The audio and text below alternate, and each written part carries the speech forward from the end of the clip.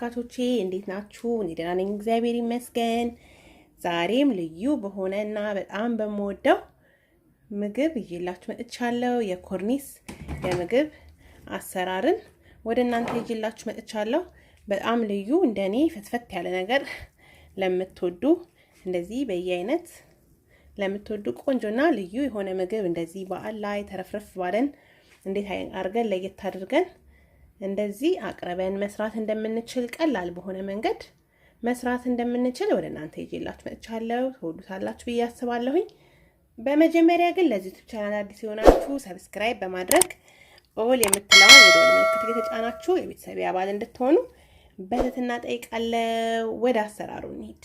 በመጀመሪያ እዚህ ጋር ቁሌት ተቆላልቶ የተቀመጠ የተዘጋጀ ቁሌት ነበረኝ። እሱን ጥጄ ትክ አድርጌዋለሁ። በፍጥነት ቶሎ እንዲደርስልኝ ስለፈለኩ አዘጋጅቼ ፍሪጅ ውስጥ ያስቀመጥኩት ቁሌት ነበረኝ። ማንኛውንም ቁሌት እንደምናቆላላው ማለት ነው። እሱ ውስጥ አሁን ስጋዬን አጥብ አድርጌያለሁ። ጨምቄ መጨመር ነው። ያው እንደዚህ ቅልጥም ነው፣ የበግ ቅልጥም ነው የተጠቀምኩት። የበግ ስጋ እና ቅልጥሙን እንዲህ አጥንት ያለው ቢሆን ይመረጣል። እሱን የተጠቀምኩት ጨምራለሁ። ይሄን ብረት ድስቴ ውስጥ በስል ይላል። ከዛ ቀጣይ ስራችንን ደግሞ እንሰራለን፣ እየበሰለልን ማለት ነው።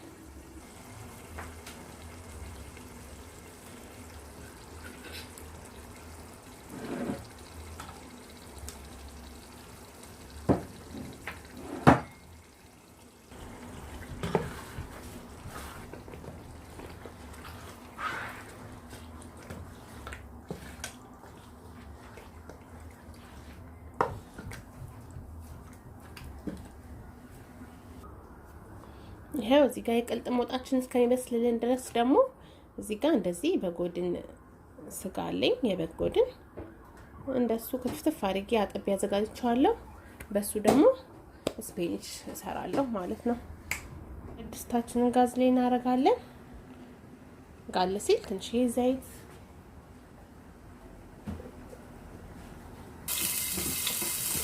እንዲጋልልን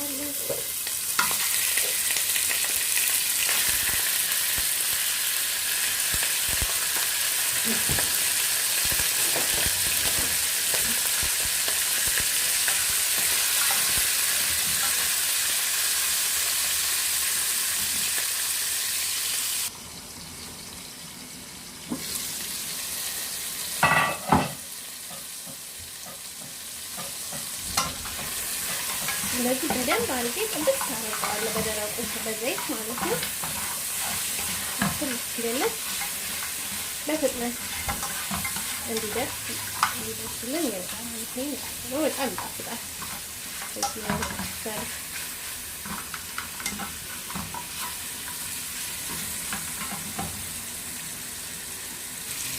እዚህ ጋር እንደዚህ ጥብስ ካረኩት በኋላ ያከትፌ ያስተካከልኩት ሽንኩርት አለ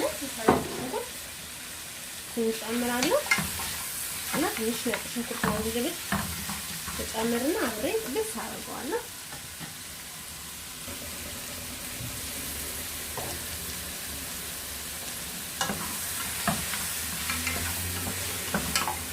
ጥብስ አደርገዋለሁ ብራውን የሚሆነልኝ ሽንኩርትና ከነጭ ሽንኩርቱ ጋር በደንብ ጠብሰዋለሁ ማለት ነው።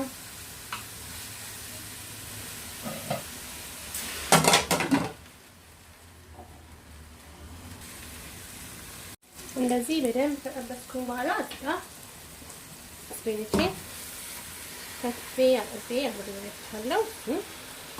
እዚህ ጨምራለሁ።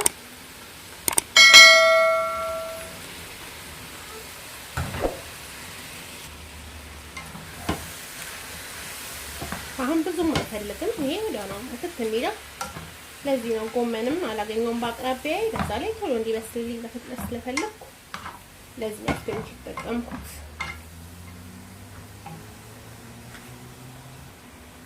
አሁን እዚህ ቅመማችንን እንጨምራለን። ትንሽ ኮረሪማ፣ ትንሽ እርድ ከነር ቆንጆ እንዲሆንልን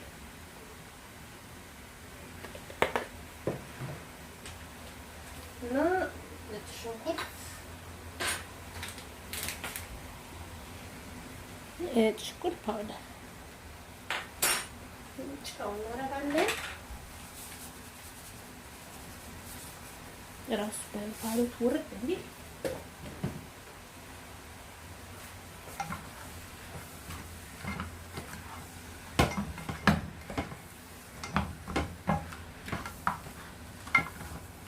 እናደባልቀዋለን በደንብ።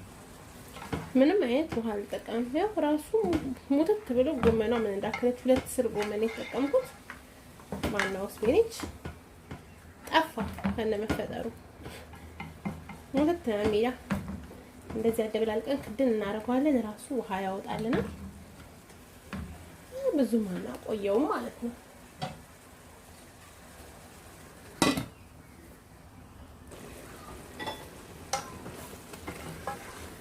ይበቃዋል። ቆንጆ በስሏል። ክድን እያደረኩኝ ብዙም አይፈልግም። ራሱ እንዴት ውሃ እንዳወጣ መረቅ ራሱ አውጥቶ ቆንጆ ሆኖልኛል። አሁን ትንሽዬ ነጭ ሽንኩርትና ዝንጅብል አድርጌ ቅቤን ጣል አድርጌ አወጣዋለሁ፣ አጠፋዋለሁ ማለት ነው ጋዙ። ትንሽ ነጭ ሽንኩርትና ዝንጅብል፣ ቃሪያ ሰንጠቅ አድርገን እንጨምራለን።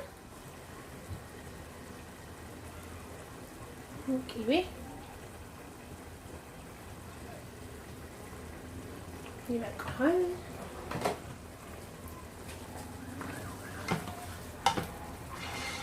ጨውን ቀምሻለሁ። ቆንጆ ሆኗል፣ ተስተካክሏል። ልዩ ነው። ጥብስ ያለች ለአንዴ የምትሆን ጉምህ ነው። ጥፍት ብላለች፣ ግን ለአንዴ ስለሆነ ይበቃናል።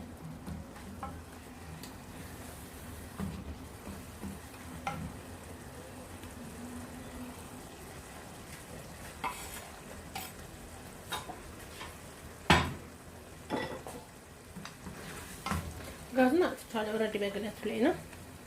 አወርደዋለሁ። በቃ ቃሪያ ስለጨመር ከግለቱ ላይ አወርደዋለሁ።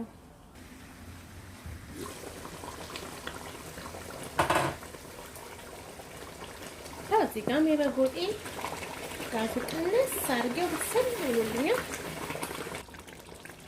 ቆንጆ ሆኖ የመሰለልኝ ኦልሬዲ ቁሌቱ የደረሰ ስለነበረ በቃ ስጋው እስኪበስል ነው። አሁን ትንሽ ቅቤ ጣል አድርጌ ትንሽ ኮረሪማ አድርጌበት ጨውን ምኑን አስተካክዬው ቆንጆ ሆኗል። በዚህ መልኩ እንደዚህ ቀለል አድርገን እንደዚህ በፍጥነት የምንፈልገውን አይነት መስራት እንደምንችል ነው። የዛሬው ቪዲዮ ይሄን ይመስል ነበር። በሌላ ቪዲዮ እስከምንገናኝ ድረስ እግዚአብሔር አምላክ በያለንበት ጠብቀን ሀገራችንን ሰላም ያደርግልን። ሰላም ሁኑ። ቻው ቻው ባይ